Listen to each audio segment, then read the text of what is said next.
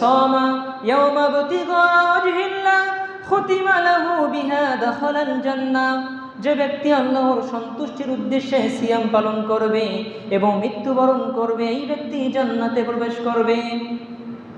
ومن تصدق بصدقة ابتغاء وجه الله ختم له بها دخل الجنة। যে ব্যক্তি আল্লাহর সন্তুষ্টির উদ্দেশ্যে দান সদকা করবে এবং মৃত্যুবরণ করবে, এই ব্যক্তি জান্নাতে প্রবেশ করবে। সুবহানাল্লাহ। তাহলে অত্র বিবরণ থেকে আমরা কয়েকটি সৎকর্ম পেলাম।